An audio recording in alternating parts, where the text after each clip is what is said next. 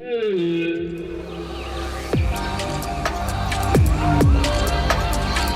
is Word on the Reef, where marine science meets adventure.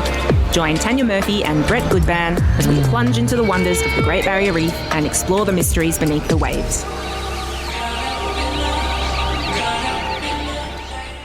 Good morning and welcome to Word on the Reef. I'm your host, diver and marine conservationist Tanya Murphy, and joining me as always is Cairns Aquarium's marine educator and fish whisperer, Brett Goodban. Good morning. How's everyone? Hope you had a good week. Yeah, so as we often say on this show, you don't have to be a marine biologist or a diver or even live anywhere near the coast to help protect our oceans. Everything we do on land has a flow-on effect to the sea, which means that no matter where you are, you can make a difference in your own backyard for places like the Great Barrier Reef. And over the past few weeks, we've been diving into the impact of climate change on the Great Barrier Reef, which is the number one threat facing our oceans. Burning fossil fuels is driving record-breaking ocean temperatures and increasingly severe coral bleaching events. But climate change isn't the only problem. The second biggest threat to the reef is water pollution. And Brett, where does that come from? Well, funny you should ask. It actually comes from as far back as the Gulf Savannah. So even up to 1,000 kilometres inland will flow through those river systems and out to our beautiful reef. So, wow. Yeah. 1,000 kilometres away. Yep.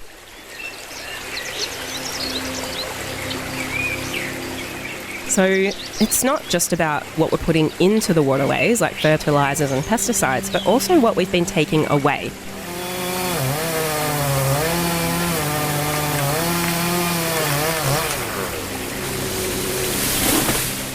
Since colonisation of Australia, nearly 20% of Queensland's forests have been cleared. That's over 34 million hectares, mostly for agriculture, like grazing of livestock, but also for mining and development, and it's still happening today. Why is that a problem? Well, it turns out trees might hold some secret superpowers when it comes to protecting our oceans and our Great Barrier Reef. So to help us unpack that, we're joined in the studio today by the amazing Sarah Sims, a conservation and land management expert right here in Cairns. Sarah is also a dive instructor and underwater photographer who's explored reefs all over the world, taken part in reef research and restoration, and now focuses on tackling one of the root causes of marine pollution. So what you did there? Pun intended. She's the coordinator of 2 not-for-profit tree planting organisations in Cairns and runs her own business, Cairns Conservation Services. Good morning, Sarah. Good morning. Good morning, Sarah. Thanks for joining us. Sorry, I didn't have your microphone on. Good morning, Sarah. Good morning. There How's she it is. going? Welcome back. Great to have you on the show. Sarah, tell us where it all started. Where are you from and how did you come to be so passionate about sustainability? I come from Tasmania, and in Tasmania we grow up thinking about logging, old growth forests. It's a very political issue down there, and obviously Bob Brown is based in Tasmania, so he's a bit of an idol for me. So I guess my love of trees started at home in Tassie. Amazing. So I know that you've had a very interesting life, like a lot of people we've had on this show that we get jealous of because of all the exciting things. I know you grew up in Tasmania, you studied sustainability in Tasmania University, and then off you went and had some amazing adventures. Can you tell us a bit about that? Yeah, so I guess when I was 21, like most Taswegians, we leave Tasmania to explore the rest of Australia. And I packed up, bought a van and drove around. And in my travels around Australia, I fell in love with the ocean and bodyboarding. And I spent some time on the Ningaloo Reef, surfing and hanging out there. And that's kind of when I started snorkeling and discovering the underwater world. There's that connection that we hear, isn't it? Amazing. That connection with the ocean. Yeah. Yeah. Yeah, and I understand that while you were van lifing it around Australia, which, you know, sounds amazing, but you also saw some of the environmental impacts that got you thinking, didn't you? Yeah, so when you're driving around, you kind of drive through a lot of areas of Australia that aren't as well publicised, and so seeing open-cut coal mines, gold mines, massive plantations, and all of those kinds of more destructive aspects of human life, yeah, it really kind of sunk in that we're degrading the land quite significantly. That would definitely have an impact, and that's not the stuff that makes it onto people's Instagram when they're van lifing it. So No, definitely not. There's a real reputation of Australia as this clean, green haven, but you get out there and you start to see some of the things that are happening. Insta reality. Yeah, it must have been really eye-opening. And so you also have travelled and dived overseas. Can you sort of tell us a bit about those adventures? Yeah, so it started in that same year when I was 21. I also did a trip to Indonesia, and that's where I got my open water certificate on the Gili Islands, which I think a lot of people go to do their open water because it's very cheap. I've dived there. It's amazing. Yeah. And I guess like just discovering this whole other reality, and it's almost like you walk into an alien landscape where everything is just so different to everything that is on land. And so from there I was hooked diving, and then I travelled to a bunch of different places diving, like the Philippines, Egypt, Thailand, and came back to Australia with a different mindset, I guess, on reef health, and ended up here on the Great Barrier Reef, and I started working here. Yeah, and just briefly, while you were in Thailand, you did a bit of reef restoration, didn't you? Yeah, so I did my dive master in Thailand on Koh Phi Phi Island, which is in the Krabi province, and there's a really famous bay there called Maya Bay. It's from the movie The Beach. And whilst I was there, the Thai government had closed that beach because it was being kind of ruined by too much tourism impact. And in that, I met a guy called Anwar Abdullah, and he runs Ocean Quest, which is a reef restoration not-for-profit in Southeast Asia. And we actually did some coral planting and propagation and helped to restore Maya Bay whilst I was there working as a dive master and underwater photographer. Well, I have had that whole Maya Bay experience. I went there when I was 12, and that was a long time ago, not wanting to give away my age. and the coral cover was amazing. And then I can't remember when the Leonardo DiCaprio movie came out, and it's really ironic because the movie was about this remote beach that no one can find. But unfortunately, as soon as the movie came out, squillions of people wanted to go to the Leonardo DiCaprio beach, and if you have everyone just going to this one beach, it had an impact. So I went back there when I was about 26, and it was very degraded. People had, I guess, been walking on it and just over boat use. And it's really nice to hear. I'll have to go back again, but it's nice to hear that you did some restoration work there. And I think it's important to talk about the impacts of tourism, because I know there's projects in Indonesia where they're diverting fishing boats away from fishing towards tourism. So tourism actually can be a really important force for good. If, we know these developing countries need an economy, they need to feed their families. So if we can get them to do ecotourism in an eco-friendly way, that can be way more sustainable for the reefs than having them either fishing or doing it in a non-eco-friendly way. Would you agree, Sarah? Absolutely. And Anwar, probably the biggest part of his program with Ocean Quest is going into communities that dynamite fish and upskilling them in how to safely provide ecotourism, instead to kind of diversify their income and move them away from dynamite fishing into snorkeling and looking at the mantas and bringing in money from tourism in a very environmentally sustainable way. Yeah, absolutely. So you must have learned an incredible amount from all of those experiences, and then you came back to Queensland in Australia and did a bit of dive instructing here. Tell us about what you did next. So I was working from Port Douglas for a short while, and then I ended up working on the COTS boats, the Crown of Thorns starfish program, eradication program. And so I got to see a fair bit of the southern reef. Who I worked for was mainly based in the southern area near Lady Elliot Island, which is just phenomenal to get out there because it is epic, and around Heron Island and Lady Musgrave. So I got to see a fair bit of the southern reef. And it was interesting because we do reef health surveys on large swathes of the reef down there. And the water's much cooler down there than it is up here. But we still saw extensive bleaching in those areas, and obviously cots that were just out of control populations. Yeah. We also saw lots of really healthy reef as well, like around Lady Elliot Island. And there were pockets that were really healthy. But yeah, there also were pockets where it was quite bleached and overrun with cots, which is quite disheartening, I guess. Yeah, so you did explain it, but just to reiterate for any listeners that aren't aware, what does the acronym COTS stand for, and why are those animals such a problem? The crown-of-thorns starfish, they are a natural part of the ecosystem, our coral ecosystem. They are a natural endemic species who belong here. However, when coral is sick or in different stages of dying, they actually come through and kind of clean up the coral a little bit. So in a normal, healthy ecosystem, it's a good thing.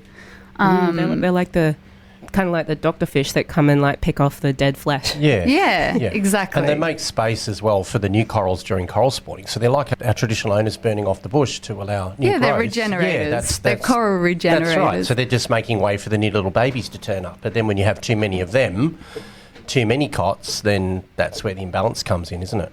Yeah. Because they can eat their body size in coral a day. Yeah. And I think the biggest one I ever collected was 18 inches in diameter. Wow, that's a big one. cot. Yeah, it was huge. Yeah. And so what they do is the crown-of-thorns starfish, they're quite large, as Brett was just saying, or they can get quite large. And what you'll see is these tracks of white where they've sucked all of the polyps out of the coral as they move along the reef. And so you can actually see where they've been, and it turns the coral white, like it's almost bleaching. But yeah, in a healthy, normal system, it's fine. But when you have climate change, coral bleaching events, things like this that make large areas of coral sick, then the cots will come in to do the cleanup, and then they get in out of control numbers. Yeah. No one told the cleanup crew that they can take a holiday, so they keep turning up, don't they? They keep turning up. You can have a month off, fellas, if you need to.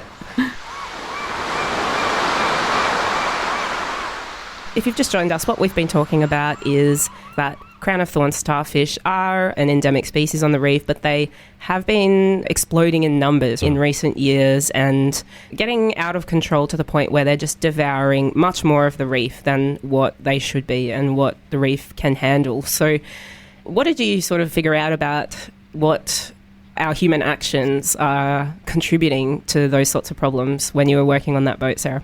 Yeah, so I guess when you're at sea for 2 weeks at a time with no reception, you have a lot of time to think about things. Yeah, we've discussed that, haven't we? A lot of reflection time, especially when you're diving a lot of that day, because you don't actually really talk to anyone else either. So it's very meditative, and you just reflect a lot.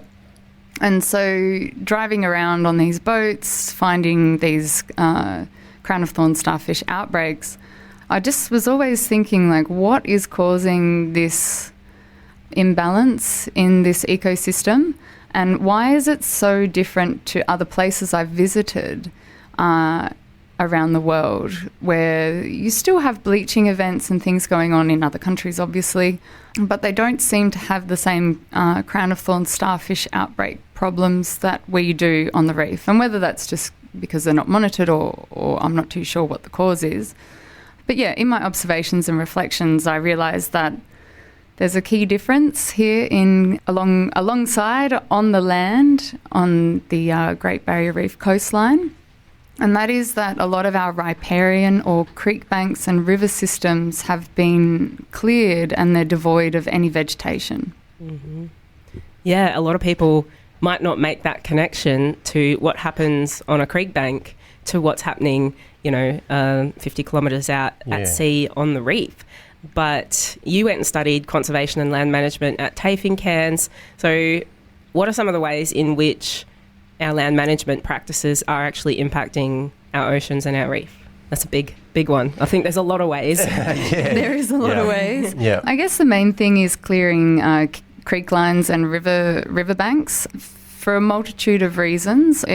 degrades a biodiversity corridor that critters generally move up and down the coast or move from the coast to the range. So that's a really big one. Also erosion. So when we clear the root systems and the trees and the vegetation holding those creek banks and riversides together, we actually get a lot of land loss along these systems, and that leads to erosion. And then also when we have the amount of rain that we have in the wet tropics, which is massive each year, we have a lot of water running across the land itself, leading into the creeks and the river systems, or the catchments they're called. And so with that loss of vegetation along the land quite a way in ways from these river systems or catchments, and that could be for multitude of reasons, like it could be for housing development, it could be for agriculture, it could be for all sorts of different assets and things that we build on land. This increases the runoff, and this also leads to topsoil loss, which then washes the soil into the catchments and river systems. And so you get sediment going out to the reef, soil, going out to the reef and settling on top of coral and also our seagrass systems. And then also you get nutrient or pollution runoff from our land. So that could be from agricultural pesticides and herbicides. It could be from nitrogen that's added to land to make things grow. Or it could be hydrocarbons running off our roads or our suburbs, or all sorts of different things. So it's a really big question to unpack. It is. And that's the thing, isn't it? Like, it's how far inland this can happen. You know, that monsoon, because a little quick weather lesson to anyone who doesn't know Cairns weather system, we are obviously monsoonal, and we get it last, don't we?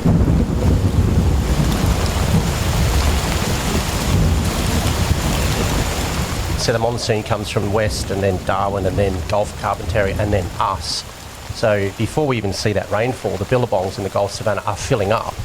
And by the time that water gets through all of those ecosystems and runs out to the reef, you have high nutrient. And then when you have issues with those waterways eroding, then you have those animals moving from the mangroves upstream to fresh water, and fresh water back out to the reef. It just affects everything, doesn't it?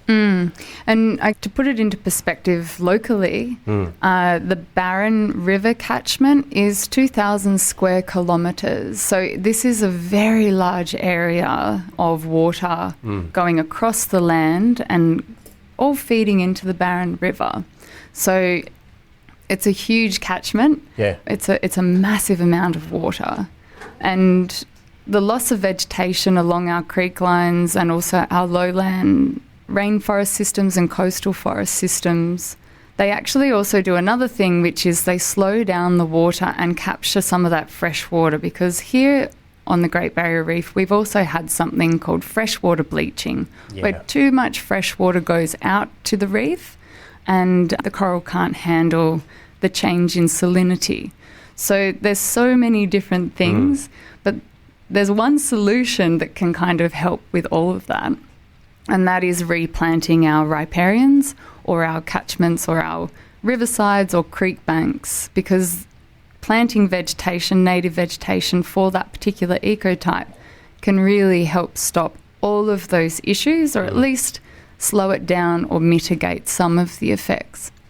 Absolutely. So that's a great point to start talking about the land restoration organisations or tree planting organisations that you're involved with. So should we start by talking about Holloway's Beach Coast Care? How did you come to be involved with them?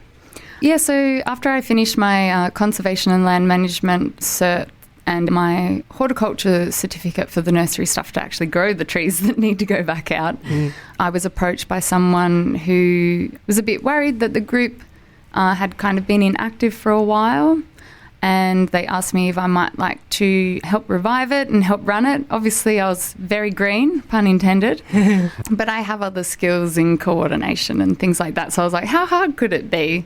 So yeah, we got it we got back together, I guess. The band got back together and we became a proper entity, which was a lot of paperwork and things to get my head around, becoming a not-for-profit entity so that we could actually go out for grants and things like that to do the work that was needed. And yeah, so then we got on ground and started restoring one of our main sites along Tree-mendous Creek, which is on private land, next to a cane farm, and it's on a river bend that was eroding quite severely. And that particular site has been restored over the last kind of decade. I came in for the last few years of that just to help finish it up. But yeah, that's kind of how I got involved with Holloway's Beach Coast Care. Amazing, yeah. So I understand it has been around for about 20 years and people have been doing this tree planting, and it's just sort of gotten a new lease on life in the last 5 years with you helping out. And I have been to one of the tree planting days at the Tree-mendous Creek site. So, yeah, I saw how much the previous plantings had regrown trees along that river bend, and it was amazing to be involved with. And so I understand that this, you know, is something where you have to work together with the farmers as well, right? Because previously a lot of farmers, maybe before realising the impacts, have cleared everything all the way up to the riverbank, haven't they? Yeah, and I think Terrain NRM have done a lot of work in this space with educating farmers on the impacts of doing that kind of thing. And so I think over the last kind of decade, a lot of the farmers have kind of clued in that it's in their best interests to actually keep some riparian vegetation for all sorts of reasons. It saves them money because their soil's not washing away.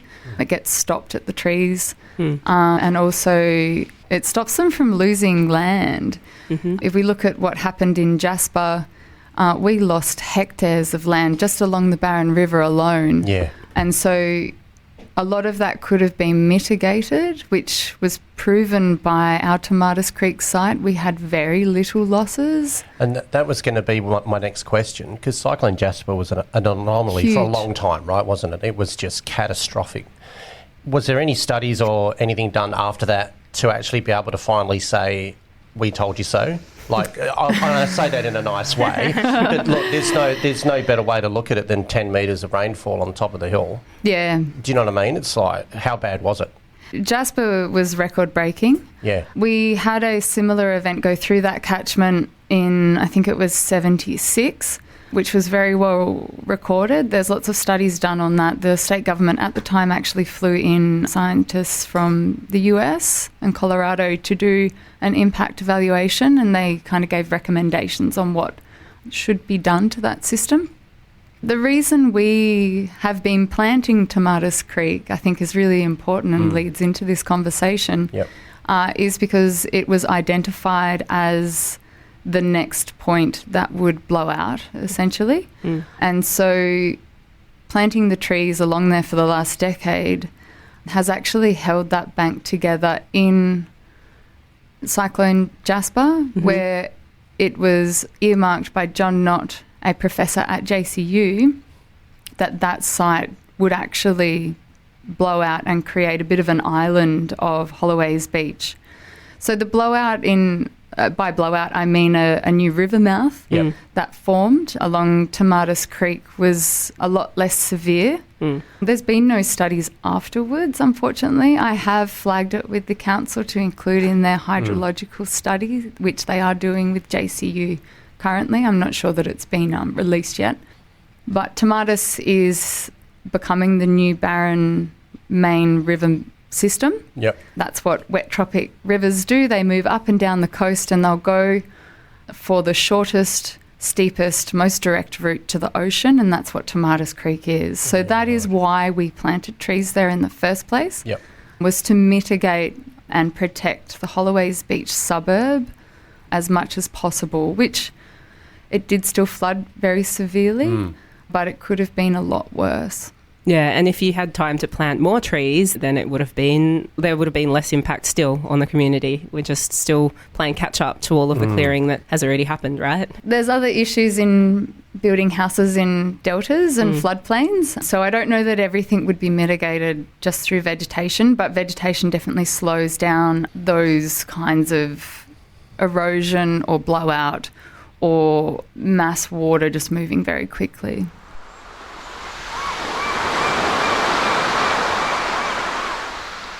If you've just joined us, we've just been talking about how planting trees by Holloway's Beach Coast Care has helped to secure the banks of Tomatis Creek. And we saw in the Cyclone Jasper floods in 2023 that creek actually eroded a new path into the ocean, which was quite destructive. But the facts indicate that if Holloway's Beach Coast Care and the other people involved in that project hadn't replanted along that creek, that the erosion would have been even worse. Is that right, Sarah?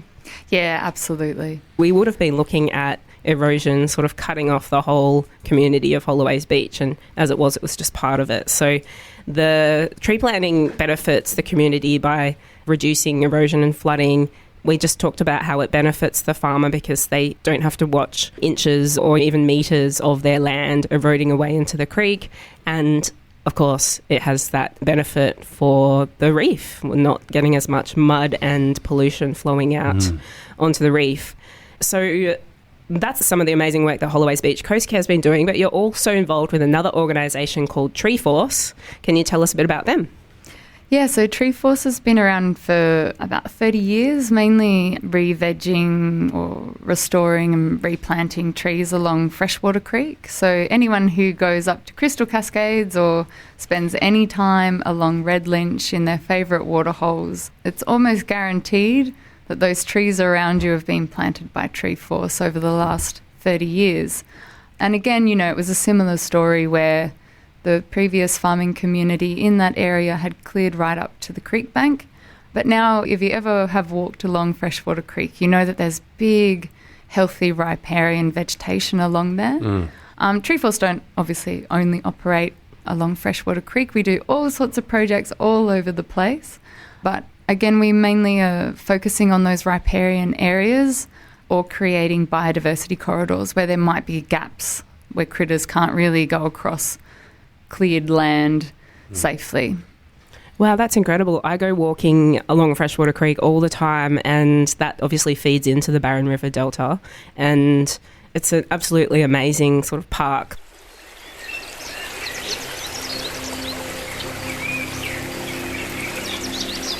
You've got Goomera Park, and then there's a path that goes several kilometres all the way up, almost to Crystal Cascades to Red Lynch Valley.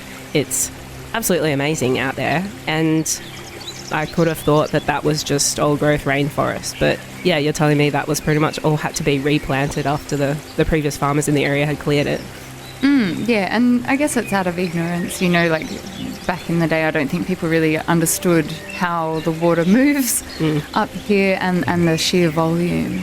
There are some remnant areas or old growth areas along Freshwater Creek, but very little. And I guess because the trees in the tropics grow so quickly that when you walk into these systems, most people, unless you have a trained eye and re-veg, wouldn't notice that these trees are only 30 years old. Yeah, and that just means it's been so expertly done with the right species, native species, to make it return to a native-looking habitat. And yeah, you can definitely see it. You just walk by those creeks and you can see all the tree roots literally buttressing the riverbanks together. And the water there is so crystal clear and beautiful. You can swim in it, there's fish in it. And I can't even imagine what it would look like if there was no trees holding that mud on the banks together. So incredible work, Tree Force, all of those, pat on the back. Good job, gang. To all those tree planters. Absolutely. How many volunteers do you have? I don't even know if you could possibly quantify over the 30 years, but across those two organisations, how many people do you think are involved, and what types of people come along to help out with tree planting? Wow, I haven't prepared or checked my latest statistics, but it really depends on the event. But generally we'll get anywhere between, if we're doing the harder stuff that we tend to do with Holloway's Beach Coast Care, sometimes we only get, 15 really dedicated people to come and brush cut guinea grass because it's a pretty horrible job. That's the weeding to let the new yes. plants grow, yep. Yep. And for the tree plantings, we'll get a lot more people coming along. So we'll get anywhere between 30 to sometimes 100 people rocking up. So many thousands and thousands of sweaty hours that people have given up to plant in wet season, because that is when we plant trees, because the rain is raining and it's a good time to plant trees. Is that a good message for people too? Because, there'll be a lot of people out there that will go, if I plant a tree, we're not going to see it grow for another 40 years. And, there's all that negativity around that. But up here in North Queensland, you can see the results fairly quickly. Oh, within... Do you know what I mean? It's a positive message for everyone that wants to plant a tree. Within 2 years, your tree will be taller than you. Most species, they grow really fast up here. It's a really cool legacy. It's a real family-friendly activity, and you're doing it most weekends. So you go and plant a tree with your kid, and then they can come back and see it 40 years later. The results will be there for you to see it. So. And at one of our most recent plantings on the Western Arterial Conservation Park, just up from Glenoma Park and Gombora Park, we had just that where Stella, one of our oldest volunteers, who's been there from the beginning with Tree Force, she was there and she was talking about, this beautiful rainforest, and saying how she remembered planting those trees 25, 30 years ago. She couldn't quite nail when, but it was about 25 years ago, and we were widening that corridor, so we were given permission to increase that corridor. And so it was really lovely to have someone there who had been part of the original planting right next door and was able to talk about that. That's so special. It's cool, isn't it? I know Stella, isn't she a star? Yeah, she's the best. Shout out to you, Stella, if you're out there. She loves snorkeling out on the reef. She loves her tree planting, and she does a lot of letter writing around climate awareness and stuff as well. An absolute star. So, I think it's like a real community vibe. It's such a powerful event to be involved in when you're tree planting together. It magnifies your impact that, so many people are sitting at home feeling sad, thinking, I'm just one person, what can I do? But when you go and you're among dozens of other people, you make a very big impact. But to have people going out every weekend and planting trees is exactly what we need to see. But like I said before, more than 34 million hectares of bush and forest have been cleared in Queensland since colonisation. And also, I found some Queensland government data from 2021, which shows that more than 300,000 hectares of forest and bush was cleared in Queensland in just that 1 year. Wow. 88% of it was for pasture for livestock, and 44% of it was in Great Barrier Reef catchments. Now, this data takes a while to be released, so I don't have more recent stats, but we know it is continuing because the legislation hasn't changed. So my question is, are tree planting efforts going to be able to make a dent in the impacts that we're seeing from tree clearing, especially if it's still continuing in Queensland? Oh, big question. I guess the scale of land clearing that happens in Queensland is one of the highest in the world, actually. It's not just Australia. Wow. It's on par with Amazon rainforest being cleared in terms of magnitude. So just to put it into perspective, we all hear about the Amazon being cleared at an alarming rate. Queensland is no better.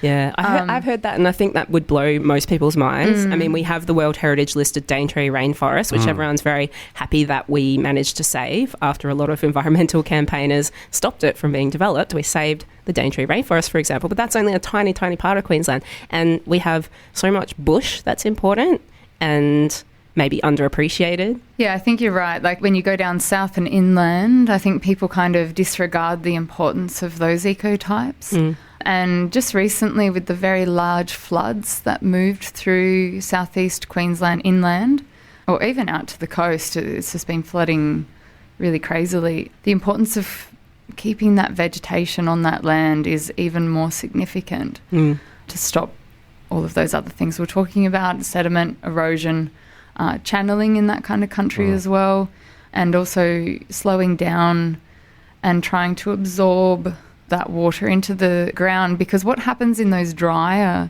parts of the country, once you remove the vegetation, the soil and the ground becomes hydrophobic and it cannot absorb the water. So when it does rain, it just completely runs off and nothing's going down into the actual water table or soaking through the layers of soil. Wow. So there's all sorts of other issues with that. But going back to your original question about, are we making a difference? We're definitely making a difference locally. And as I've studied climate change and sustainability, and I've worked in a few different roles advising, it can get quite overwhelming to think or to deal with the kind of more larger scale overarching problems like burning fossil fuels and changing systems in government or policies that Australia might have, not approving new gas mines or extending them, would also be a really great thing. But those problems are so large that I think people get overwhelmed and kind of go into this place of not feeling like they can do anything. But when you look locally, you actually can. And I think it's really important to focus on making changes in your local community and to get back a sense of hope and change that you can make a difference. Yep. Because that can lead to, connecting at these tree planting events where there might be 80 other people who think the same way you do. Yeah. And maybe you start a movement where you actually go and try and change policy, at a government level. And these grassroots organisations are great breeding grounds for these good ideas and connecting with other people who also want to make it work. And this is a same message that we hear, isn't it, Tanya, with our guests that come on? It's grassroots, it's getting your community involved and building that positivity for people so that they feel, yes, I'm doing something, and it just makes everyone happier, and you're focusing on making sure that your little piece of the world is beautiful, and then it's got to start think somewhere. Global, think global, act local. Oh, look at you. Exactly. Start from there you go. There's so many puns around tree planting. You've got to start from the ground up with a grassroots effort. Here we go. And grow your movement. Right. By planting as many seeds as you can. Branch out as much as you can. Branching out. And branching out. Because it's interesting, you literally do plant seeds and you see people's mindsets as they come along to more and more, because they like the good vibes, they like the people they're meeting, how much it actually starts to change other aspects of their life, and they start to think a bit broader than just, I'm coming to plant a tree. And some other people come just because they want to do something tangible and they want to see the results. And I think that's really important, to do tangible result-seeing things, as well as thinking more global, thinking more policy, thinking more lobbying government for change.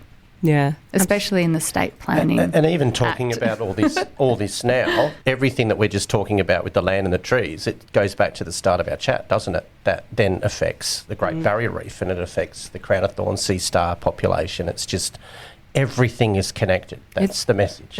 It's all one. Yep. And if people had started listening to traditional owners a long time ago, then we never would have had this problem, because we all would have known intrinsically that something we do 1,000 kilometres inland can impact the fish in the sea, because everything land is and one. sea. Anyway, before we get too far off into the whimsical world of interconnectedness of the universe, we briefly touched on that we need both bottom-up and top-down approaches, so we need to be planning in our local community. But is there any legislative change that would help to fix this problem of the loss of vegetation along our rivers and creeks that lead to the reef? Absolutely. So I guess probably one of the things that I think could be shifted are our state planning laws that allow these things to happen in the first place. There's no reason or good benefit in clearing riparian areas at all. So I think, protecting them is a really good idea. I guess nowadays there have been slight changes to the planning laws over the years. And so there are rules about not clearing, I think it's about 10 or 20 metres. Don't quote me on that, I'm not too sure. I'd have to follow up with the current State Planning Act, that you cannot clear that close. But there's something up here called grandfather clauses. And so a lot of the land that stays in the same families are handed down, and so they don't change hands technically. They stay in the same family trusts and things like this. So therefore, those grandfather clauses, which are old laws that carry over into present day, don't apply. And so I think there could be a really great thing if the government bought back some of the land along these really important river systems and catchment areas from landholders and restored them. But also landholders can just do it off their own back. And we do interact with a lot of people who want to do that. Just recently I was talking to a farmer adjacent to a area that we are replanting in the back of Katana, and the adjacent cane farmer, he was having a yarn. And by the end of the conversation, he said, if you get me some trees, I'll plant them along these drains. Yes. And I've had so many conversations with cane farmers and farmers that have come through work who have approached me afterwards and said, is there any more we can do? Is there, how's it working now that we've changed this, etc. And they know that they can't be without us and we can't be without them. It's one big team, isn't it? Absolutely. Yeah. Everything is connected. Yes. What happens on the land happens in the ocean.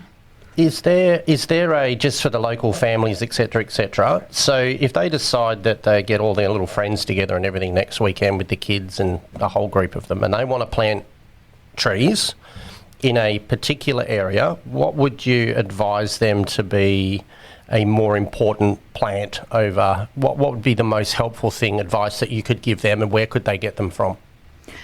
That's a difficult question to kind of just put an overarching do this and plant these species, because it really, really depends on where it is. On where.